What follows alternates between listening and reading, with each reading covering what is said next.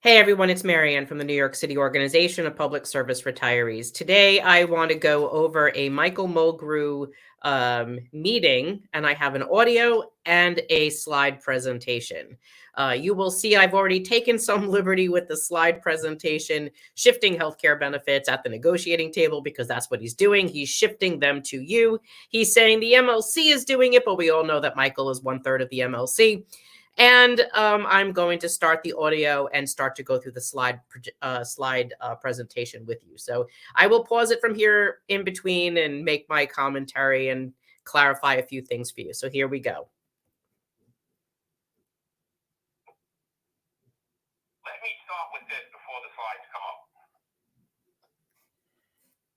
This is difficult stuff. No, it's not, Michael. This is not easy stuff. Sure it is. When I became the president of this union, I thought we would just handle healthcare like we always handle healthcare. They come at us with a number every year. We go back. The city brings it to us. We tell the city it's so good. The city goes back to the insurance companies. They bring it back to us.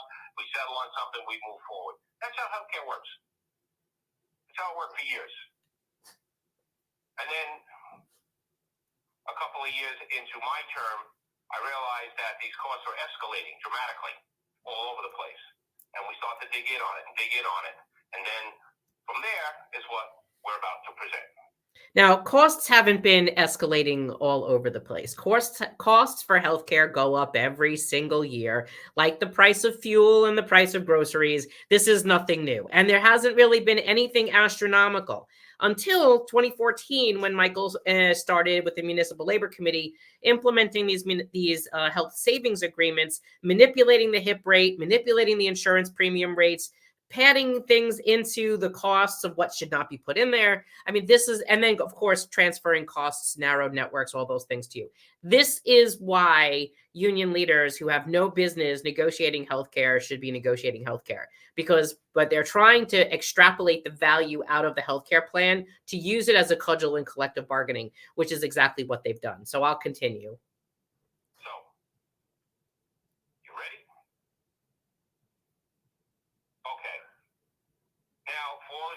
Everybody online, this has been sent to them electronically. All of you should have it electronically. Also, I'm not going to go through every slide. I don't believe that's necessary at this point, but the presentation was put together.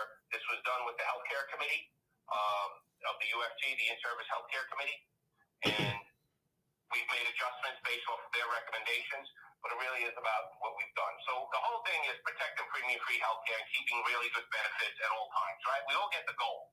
That's the goal. It's always the goal, right?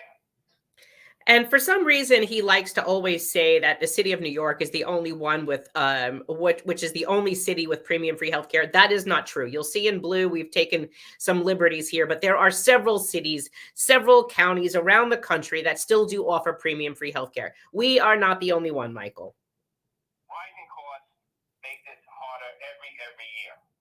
Now, the reason we're doing this, because people ask me to do this, they said they want us to understand what the union is doing. It's not like, so when you get to the point where you see the costs are escalating so quickly, you know that the end game is going to be what we don't want, which is basically what has happened to almost every worker, whether they're in the union or in the private sector in the United States of America. They land up every year paying more and more money out of pocket for their health care, period, right? So at the point where it became clear that this process was no longer working for us, we could have done what so many other workers have done. We could scream. We could scream. We're good at that, right? We can all yell, don't touch my health care, no change in my health care. We can do all of that. And then when the cost gets so bad that the city automatically would say we have no choice but to do premiums, what would we do as a union? We blame the city. No, see, then we should actually be blaming you. The cost for healthcare for in-service members, you say, has almost doubled since 2013. And while that's almost accurate, costs have been going up between 5 and 20% a year, depending upon which plan you're looking at. This is not new.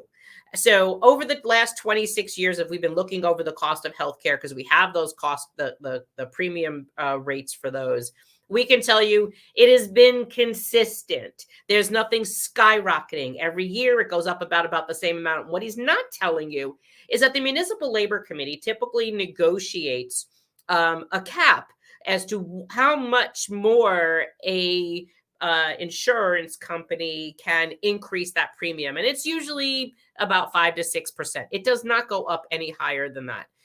He says pressure is building to strip away our benefits. Well, the pressure is because you committed to saving 10% off of the active worker health care plan and $600 million a year on the retiree plan. You had no problem with doing that. The 10% savings equates to $1 billion. How do you save $1 billion, Michael, without diminishing healthcare or without shifting cost up to employees? Good question. And yet you don't have an answer.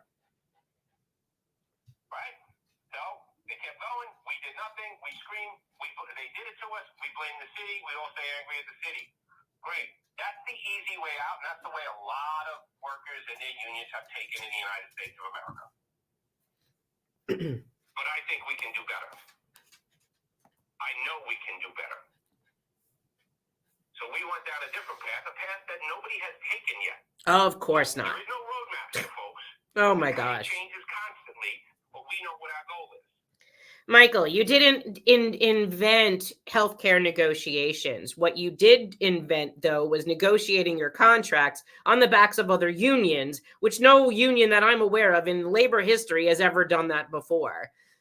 So this is really just putting yourself up on a pedestal that you don't belong on. All right.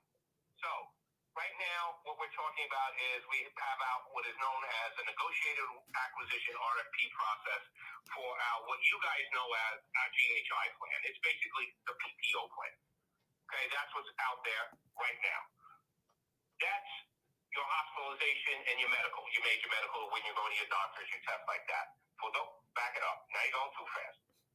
Way too fast. The other stuff is your welfare fund, right? So those of you, a lot of our members don't know this. Remember, I want all delegates to get this. Prescription drugs, dental, vision, hearing, and more are done through your welfare fund. Very good thing. And what he's not saying is that currently what your plan is that you have GHI and Emblem Health with Empire as your hospitalization. Active workers have 11 choices of plans. Retirees have about 14. And that was until he tried to strip all of those plans away. And I'm sure most of you are familiar. Retirees decided to sue the city of New York to stop that nuclear option where they stripped all of our choices of healthcare plans. So I would assume they're looking to do the same thing for active workers. And that's what he's talking about, is that negotiated acquisition for active workers. So he's going to tell you in the next sentence that the Municipal Labor Committee fights to make sure that union members have access to high quality plan options and comprehensive care. But he actually stripped those options away from retirees. And I believe that's coming for active workers. The MLC has been watering down benefits for decades, right? This is nothing new. And since his 2014, it put the stabilization fund in a death spiral, and it started to transfer costs to all of you. So that's exactly what he's been doing. He is one of the main players. He and Harry Nespoli and Henry Garrido are the three main players of this. Of course, Alan Klinger, who's the attorney for the MLC, DC 37, the UFT, Sanitation, 1180, 237, and a bunch of other sprinkled unions in there. And he's the labor chair. To me, is a conflict. Drugs. This is part of what we've adopted our strategy from. In prescription drugs, you're lucky enough to be in the union with the best welfare fund in the country. There are other welfare funds in the city who deny a lot of drugs. They just deny it. They say rising drug costs, pharmacies, there's nothing we can do about it, we're going to deny it. Well, what did the UFT do? No, we hired pharmacists. We started auditing the drug companies. We audit everything. We look at stuff, we get better rebates. We constantly and aggressively and rigorously are looking at everything we spend on this. Now, is that the job of the union? Traditionally? If you have a welfare fund, that is the job of the union, Michael. And I don't think you necessarily had to hire a pharmacist, but you should have made sure that the PBM, the pharmacy benefit manager, wasn't basically raping the plan, which is what you could have done. You didn't have to spend extra money on a salaried person to go through all of that. I mean, that just seems kind of ridiculous. What would actually be better is you'd have a better welfare fund if all of the unions combined their welfare funds together to leverage their purchasing power and made their benefits even better better for everybody. Everyone we talk to complains, hey, you provide a prescription drug plan for active workers, but you don't provide a prescription drug plan, although you do give somewhat of a half rebate back to retirees. However, the premium on the retiree drug plan is absolutely ridiculous. Where on the marketplace, you can get a drug plan from like $6 to $80. They're about $125 with the city of New York. I mean, that is just ridiculous. And yet your union doesn't provide retiree health benefits and a prescription drug plan. That doesn't make any sense. So if you're going to provide a benefit, you should provide it for both your active workers and your retired workers, Michael. I mean, that would just make sense. The dental plan, the vision plan, the hearing plan, all unions offer that. I'm not seeing you offer anything more than anybody else. And yet you do provide another benefit, but you do tie it to an additional premium.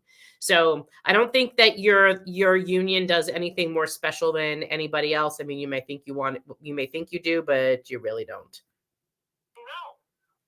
The job of the union is to make sure we can do better things for the members. And is it better for our members that they have that drug plan? Yes. Again, we could have taken a different path. Drug carriers, right? Sorry, we're just denying these drugs, and no, you got to pay for those out of pocket now. We did not do that. We did it a different way. All right, go now. The hidden costs behind our self-insured health plan. People have to understand this. Okay. Oh, Michael. We are not self-insured. New York City does not have a self-insured plan. The city pays premium. So that's your first mistake right there. We are not self-insured, and under 12-126, the law states that the city will pay the full cost of health coverage up to the HIP HMO, whatever the rate is of the HIP HMO. And if you hadn't suppressed the HIP rate, we probably would be in a little bit better of a position than we in. But you chose to suppress the HIP rate in one of your healthcare savings agreements. I think that was in like 16. And by doing so, caused more money to come out of the stabilization fund and reduced the HIP rate, which is what the city has to pay for all of us. So that's partly on you. Okay, you have to understand this. We are a self-insured policy because we're so large. Okay? So when we... No, the size of the plan has nothing to do with it. We're about 1.2 million people in the city of New York between retirees and dependents. The size of the plan doesn't have anything to do with self-insured. Your statement then says that means that the city and the unions are responsible for paying the bills for the actual cost of care. That's not true either. These payments come out of the city budget. That's not true either. Michael, the city pays a premium. You do not pay for the cost of health care, like procedures and office visits. You pay. The city pays for premium. The city pays for premium. The only thing that the unions would be responsible for would be if there was a difference in premium between the HIP rate and the GHI rate. And because you basically imploded the health insurance stabilization fund, you're risking premium on you right now. And that, again, is on you. This is not true. When I say that, so right now, as a self-insured program, we are premium free. But is it cost free to us is the question. And this is why everyone... Well, Michael, it's technically not cost free depending upon what situation you're in, because you've been implementing cost transfer for a while. Those are increasing copays using narrowed networks. If they don't use the network that you choose, then there's an additional copay. You've increased hospitalization, the premium for ER visits. You've increased premium for urgent cares, as well as the narrowed network. And if they don't use the same network for radiology, these are all things you did. Oh, in Montefiore, you took them out of the network. So if they're not a preferred hospital and they go there because they live near there, what happens? They pay more premium. They pay more of a co-share. You did this. This was what you did. This isn't. Oh my gosh. Online, and everyone in this room needs to understand it. Our members keep saying, "Oh, doesn't matter to me. I don't pay. We have premium-free healthcare." But every year, it's a self-insured program. Every year, everything we utilize comes back to us in one big bill. No, Michael, you do have an experience. There is a report that you can have generated by the insurance companies that shows exactly what the city has been using and all of the different services. And then what you decided to do with Claire Levitt was, what did she call it? Behavioral economics. And with an evil grin snicker, that she tried to control people from going to the ER and then to urgent cares. And then now you're trying to prevent them from going to urgent cares and going to primary care physicians. When if a primary care physician is overburdened and has no ability to see a patient, they will refer you to the urgent care because they can't see you. Then what would you like them to do? Now you're hammering them for going to see the urgent care center because their primary care physician can't see them. But you shifted costs to your own members.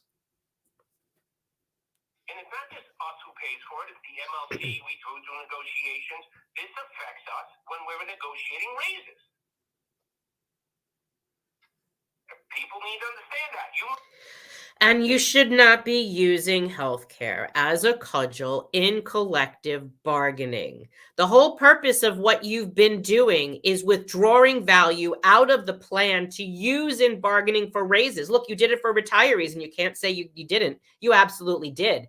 There's a value to healthcare for retirees. Medicare eligible retirees that the city says that the cost was $600 million a year. It wasn't. The cost was about $439 million a year. That's less than 0.6% of the entire New York City budget. And what you did was the city said, and you even said it on a video, and I could remind you of it.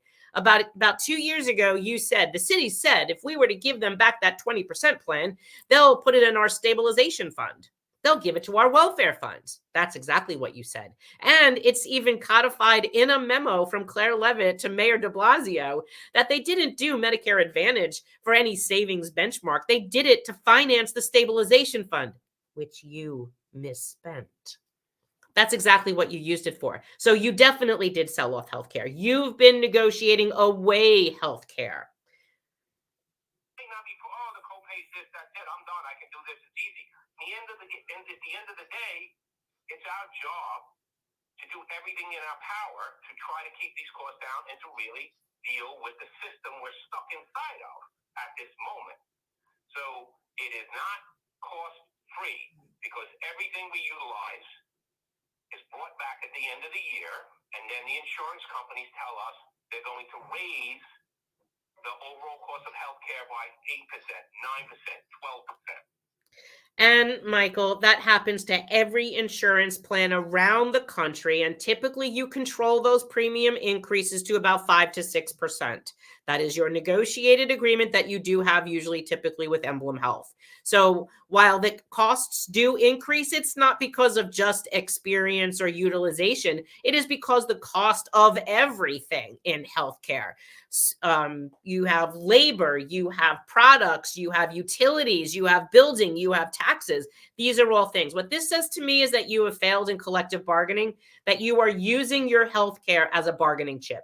You shouldn't be negotiating away your healthcare benefits. And in this last sentence is the time is now. We must be strategic, innovative, and forward-thinking to gain more control over our healthcare and safeguard our premium-free coverage.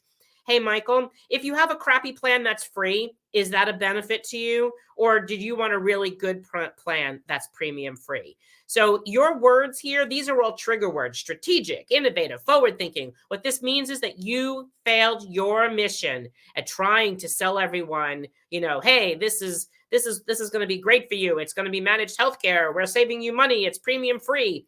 But what about the value of it? What about the benefits that are included in the plan? I don't care just that it's premium free, Michael. If you're reducing the benefit, even if it's free, if it's garbage, it's still garbage.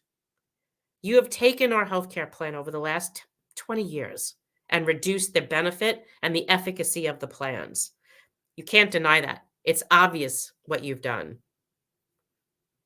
The average cost of hospitalization has gone up 10% a year across the country. So it's gone up over 100% in the United States of America in the last 12 years. Okay? So, this is the system we worked in. This was the healthcare system. This is a joke. Who's on the bottom of the healthcare system here? Patients. The patient is also a consumer. The patient is paying for the service, but nobody talks to the patient except when it comes time to send them their bills. What happens is the insurance company tells the patients or a group of individuals who want to buy a plan together what it costs. That's usual. Now, there's no transparency in these costs. There absolutely is transparency. And I know you keep saying that you are going to try to negotiate the changes and reductions of costs in the hospitals. The only way to do that is bring back a law that was repealed under Governor Pataki in 1996. That will regulate hospital pricing. This 18-page document is, glossy as just birdcage liner. This is ridiculous. And where you're saying that you don't have influence over the insurance companies, you had influence. You still do. Greg Floyd from Local 237 sits on the board of Emblem Health. He should be involved in this. And before Greg Floyd, it was Harry Nispoli, which he, of course, got kicked off the board because he wasn't going to the meetings. So where is the transparency in what you've done or not done?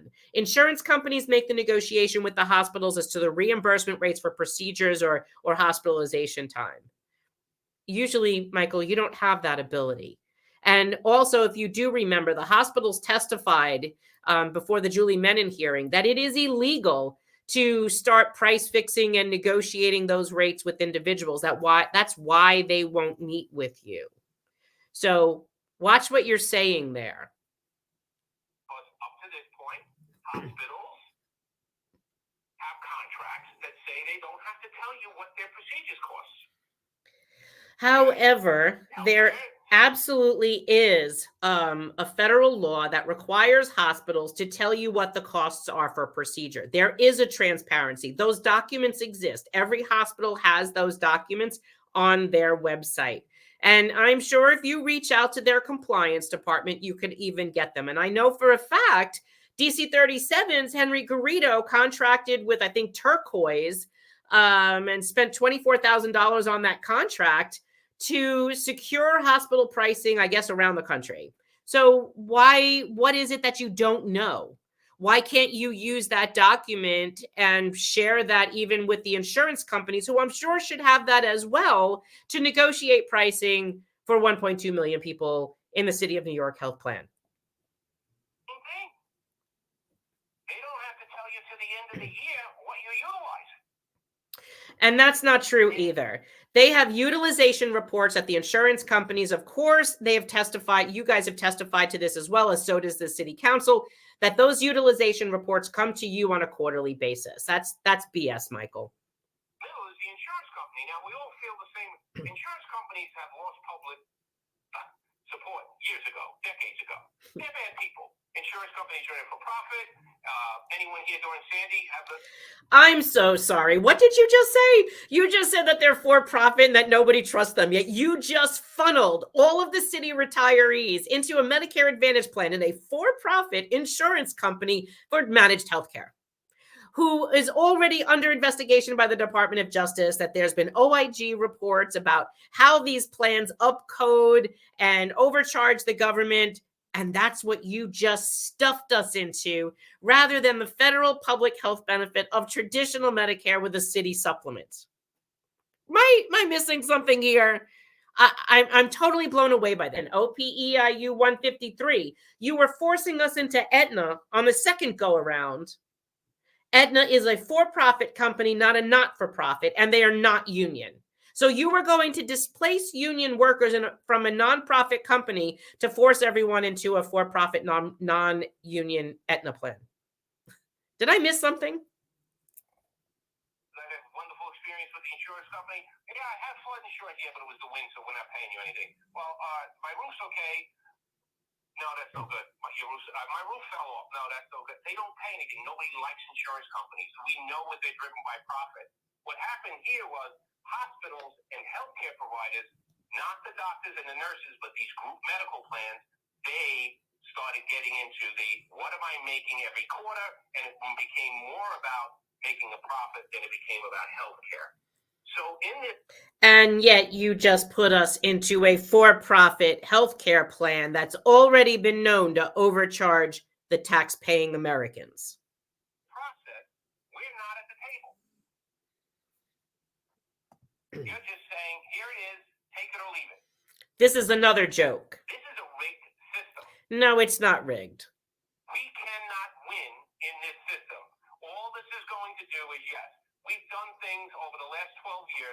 we have saved $3 billion in additional costs that we would have been hit with by doing certain things. And that's where we thought we were going to go overall with the strategy up until about 4 years ago, excuse me. So, no, not quite, Michael. You saved $3.4 billion by narrowing network, prior authorization, delaying and denying care, cost shares onto your active workers and some of your non-Medicare eligible retirees. That's how you saved money. You suppressed the HIP rate, drained the stabilization fund. Everything you did imploded the New York City healthcare program as we know it today. You did that, Michael. And the savings were mostly paper savings. Some of them weren't even real savings, which speaks volumes that we can't even get the actuarial report on the actual savings because I don't think that the numbers were as great as they played them off to be. That's absolutely ridiculous. So the problem here is that everything was hidden from the people buying it. No, it wasn't. And what's the real leverage? And then we started doing certain things that save money, but then the hospitals started figuring out what we were doing, and they would figure out another way to make the money back, and then continue on the path of driving the costs up. I don't want to go into all those details. I can sit here all day with telling you the horrible things that they did. But they're pretty aggressive, and they've gotten worse because they did get upset that we started interjecting ourselves in negotiations with the insurance companies, even though we didn't have, quote, technically a legal right to do it. We just said we were doing it. So did you break the law? We started seeing all these different practices they did, and they're all very nice. They all tell us the same thing. If you want all of your people come to my hospital, I'll give you a cheaper price. That's nice. Can we all go to one hospital or one group of hospitals? No. And we also have a union that did do this in New York City, and 2 years later, they're suing that hospital. For the first year, they gave them a really good price, and the next year, they jacked everything up and told them too bad. And for us, what we're trying to do is, I'll give you the two examples that have worked really well. Memorial Sloan Kettering, we made a specific contract with them. Why? Because we want our folks to have the best care. Now, we recommend this highly. The UFT has had this association or this contract with Memorial Sloan Kettering longer than any other union. We now have it for all the unions. But for us, what we found when we started doing this work is, yeah, we all just assume Memorial Sloan Kettering did a great job on anyone dealing with cancer. And they do. They do a phenomenal job. They are a great hospital. I recommend them to anyone. If you have an issue, you go there to get your diagnosis confirmed and the protocols and all those things. But the thing that people don't understand, Memorial Sloan Kettering is clearly going to be the most expensive, right? No, they're not. They're not even near the top. They kind of are, Michael. They give the best service. So this is the problem with the healthcare industry, because there are hospitals charging near the top who I would tell people never to go to. We did the same thing with hospitals for special surgeries. Anything orthopedic, we want you to go there. We have a special contract with them. Same situation. Hands down, best services for those orthopedic knee replacements, hip replacements, anything you have, you want to go there. The outcomes are phenomenal. I've been there too many times in my life at this point, but I have nothing but great outcomes. But it's not about me. It's about looking at that data when we finally got access to it. Again, is hospital special surgery charging us the most? Absolutely not. Even near the top again. In fact, we have hospitals that people getting these procedures in that charge double what hospital special surgeries charge, and their outcomes are places you don't want to go to. Okay? I'm not condemning hospitals. Okay? But this is just a reality of what we're being charged and the service we're getting. There's always something good that our hospital does, but there's always something that they don't do so well. But at the same point, we should be able to know what we're being charged and then make our decisions. Go. This is what we're doing. But nobody has tried to do this anywhere in the country yet. This is what we're doing. We're saying we are sick of tired of meeting with you and trying to negotiate better contracts with you, because in the end, the system's rigged and you're going to screw us. And that's just a general statement towards the whole healthcare industry. They're going to screw us. Oh, my God. So we're telling the insurance company back, got to look at the graph. insurance company, you can't do anything till you talk to us. You don't talk to the hospital. This is a joke. This is a joke, Michael. You don't talk to the medical group. Oh my gosh. In the room. And we want complete transparency on everything. We want to know what you're charging us, what procedures are on. We want all of that on a monthly basis. And we will work with a group and an outside independent entity and analyze everything you're charging us. And we will use that to get the best outcomes at the best prices for our members. Now, this is a lot of work.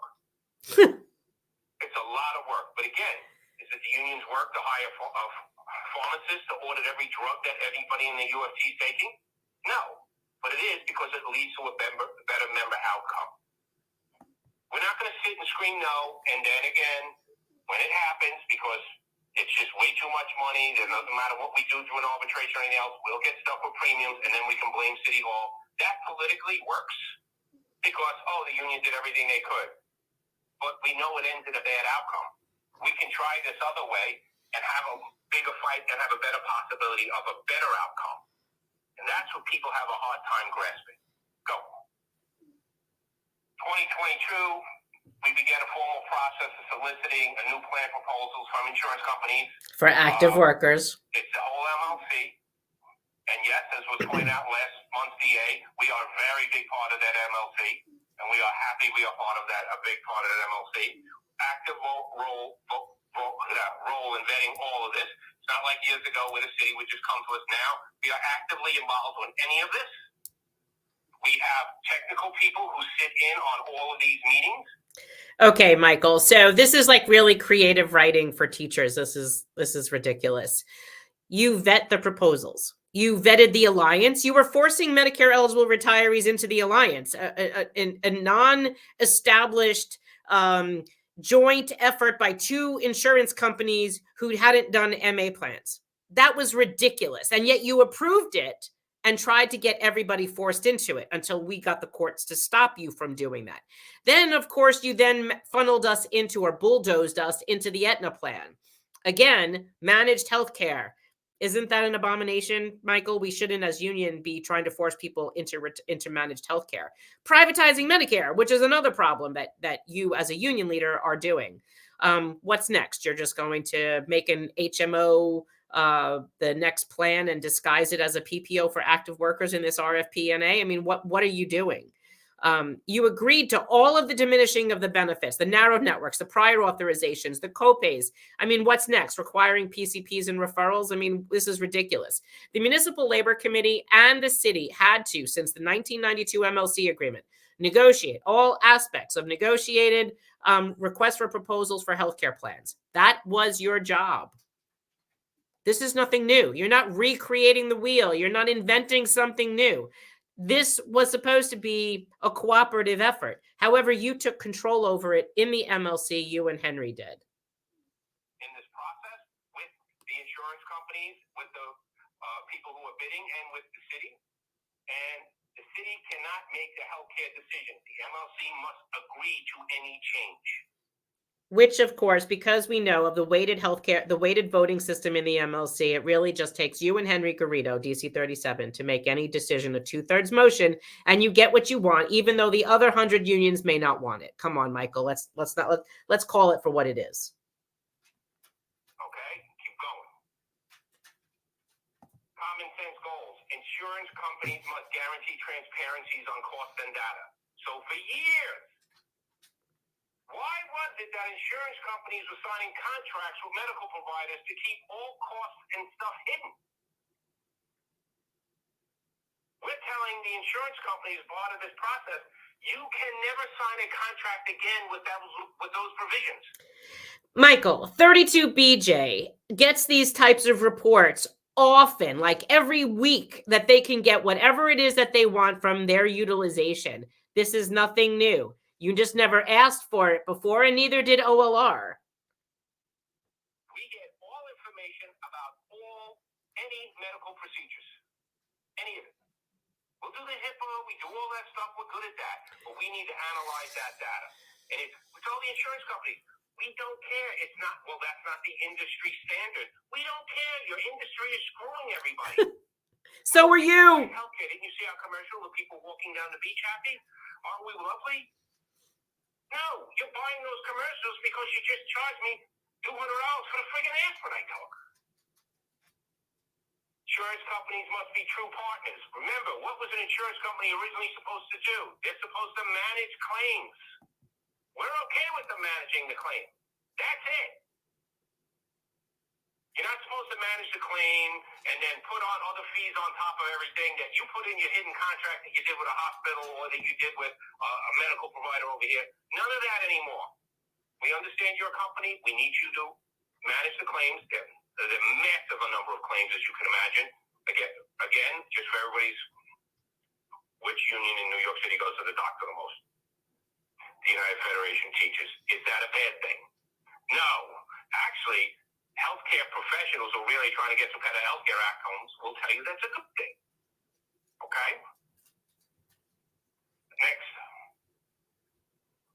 Now, direct access to negotiating everything with the hospitals and the medical providers, transparency on all costs and data, accountability for those who price gouge, refuse transparency.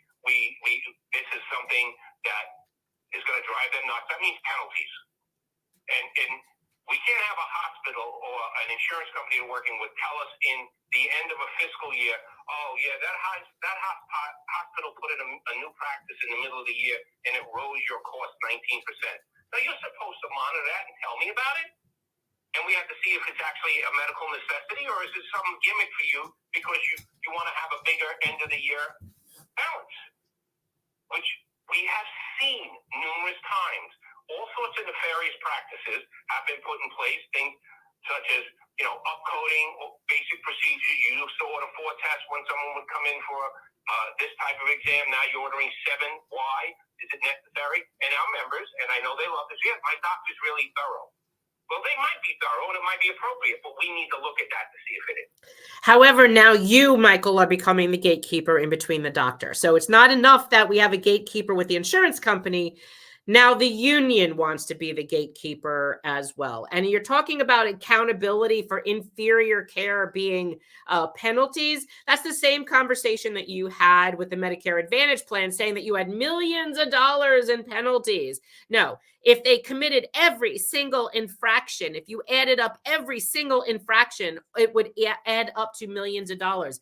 Insurance companies aren't going to do that. Those penalties were minor, and for a multi-billion-dollar company, that would amount to basically nothing. And they would willing to take that on the arm because that is the cost of doing business, because they want to make sure that they can delay and deny care with the use of their prior authorizations so that they can make a profit. This is what you're doing by forcing people into a for-profit healthcare system. That's what we're talking about. I know. And then the insurance company has to be there constantly auditing and drilling down on the data. They can't wait till the end of the year. Go.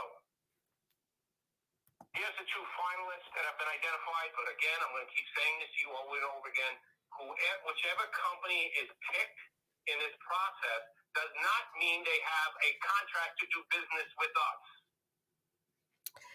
Well, again, no matter who is picked, it doesn't mean they have a contract to do business with us. That's exactly what you did with us before. They have the right to try to negotiate a contract with us.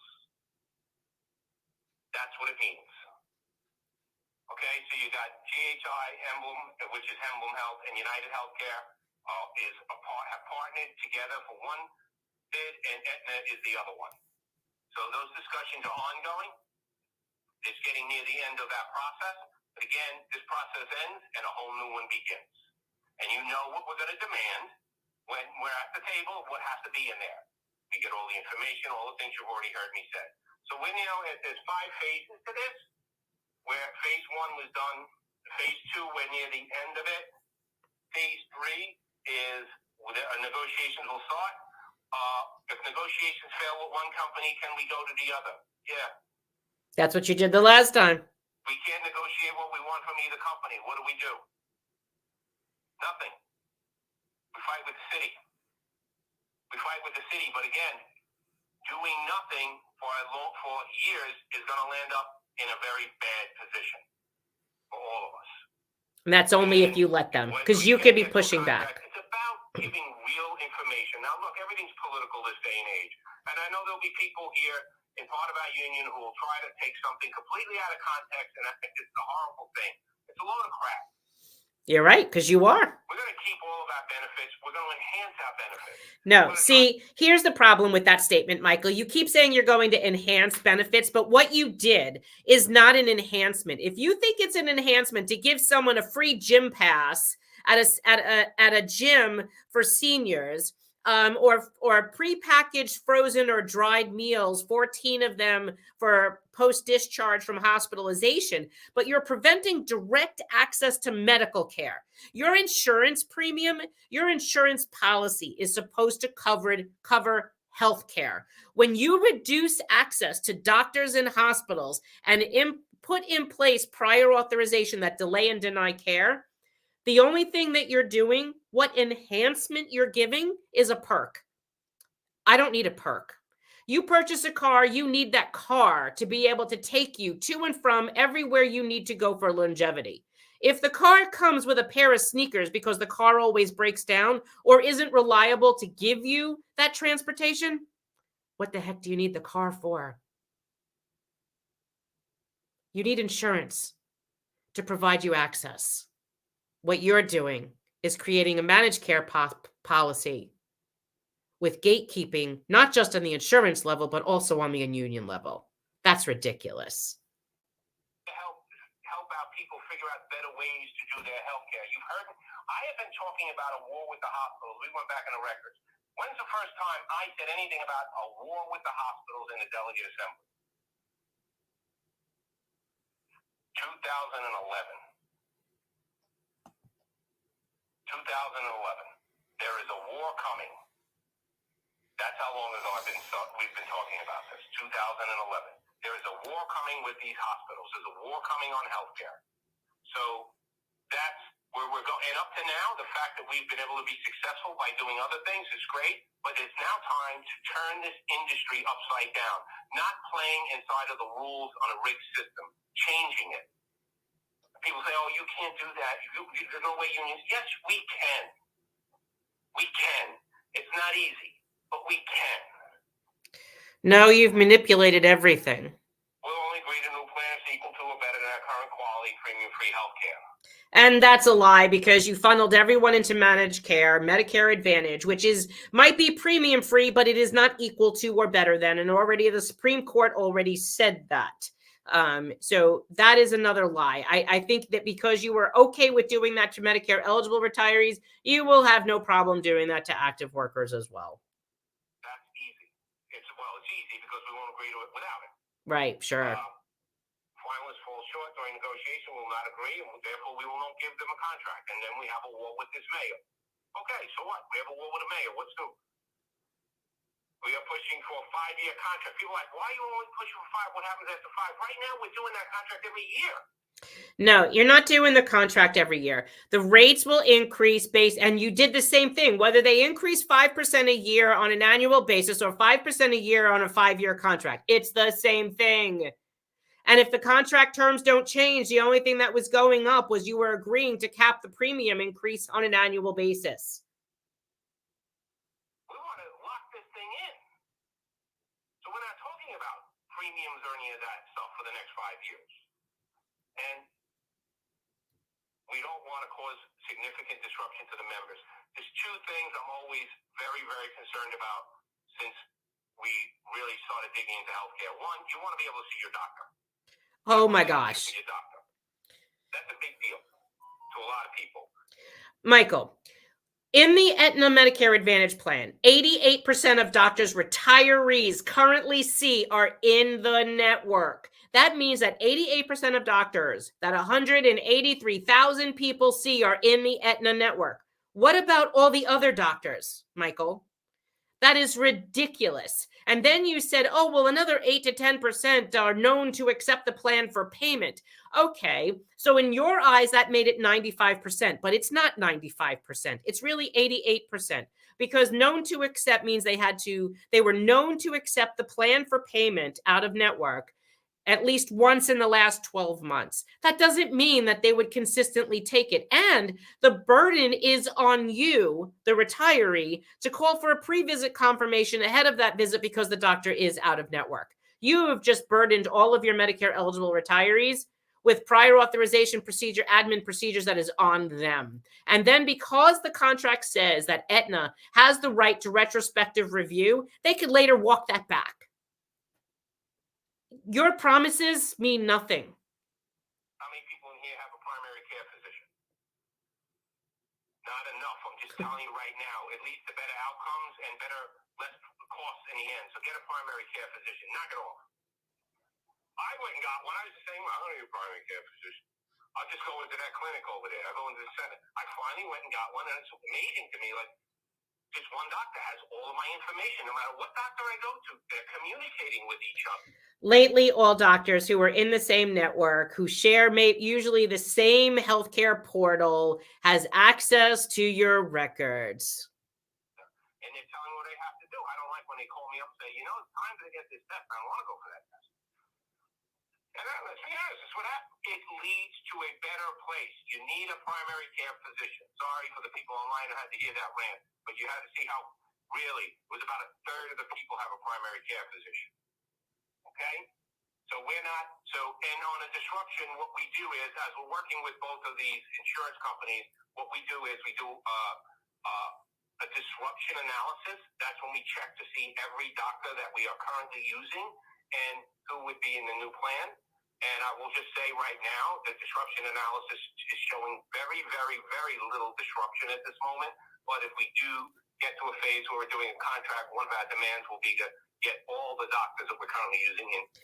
I think that's highly improbable, because you had the same problem with the Medicare eligibles. And I just gave you the statistics on that, and that has not changed. But we are not there yet. So we do that disruption analysis. Enforceable, accountable measures, monthly data reviews, financial repercussions for lack of transparency and bad faith practice. In other words, again, what happens when you feel that the person you have a contract with, they have broken it? What can you do? You sue them. Okay. Anyone here ever we've done it once or twice. What happens when you sue an international corporation with billions of dollars? They try to drag it forever until you no longer can afford it, which is great. Lovely. Glad they can do that. No, we're not suing. We're going to set up an independent practice where if you're breaking a contract, it goes to somebody, an independent, that we get a decision from right now. And when the decision comes, you have to pay the penalty. And you are not allowed to sue. And you have to pay the penalty. That is typically an arbitration clause. So they figured out a way to rig the game on being sued. Well, now we'll figure out another way where we can get you to do what you have actually agreed to do on paper to make it real. Okay? Costs overall, obviously that's a big deal. We want data transparency, expand access to mental and behavioral health. This is a big thing. This was not a big thing 4 years ago. It is a big thing for us right now. The data we are having with our members and their loved ones, we have to expand mental health. And we currently do not have the ability to get the mental health practice that we currently need. So we have to expand that. Out-of-state free Medicare retirees, you cannot go on to any sort of Medicare until you hit the age of 65. So if you retire, you're under this plan. The problem is that right now, those folks who fall into that category, we do the traveling around talking to them. We're always hearing about, we don't have the doctors. I have to drive 2 hours to find a doctor that I like. We have to do this. We are making a priority, because you're talking about thousands of our members, a priority for those members, that they will have access to more providers in the geographic areas where they live. And you see, Michael, you actually could have had doctors around the country in different regions accessible to your retirees in those areas had you paid the $3 million regional fee that is in the MLC contract. So, in the agreement for healthcare with the MLC, in order to increase the regional coverage, the network for under 65 retirees that live around the country, all you had to do was pay $3 million a year per region. But because you were misspending the stabilization fund, you did not accommodate that. It was more important that you rated that fund for raises than make sure that it was actually there for healthcare. So that is why, tell them the truth. That is why they did not have doctors in Florida, was because you refused to pay the $3 million a year regional coverage. You all know the areas where they live, and it's more than just South Florida, but we know where they are. Okay? We can't do this without the Municipal Labor Committee. Oh my gosh. Can't do it. Why? Because one, it gives us access to a bigger number. So for our PPO GHI plan, you're talking about 715,000 people covered in that one plan. Overall, we cover 1.3 million people through all of our healthcare plans. But 713,000 people covered under one plan gives us a lot of leverage and buying power. The next question I always get was, why would an insurance company do this? Why would they agree to these terms that you're doing?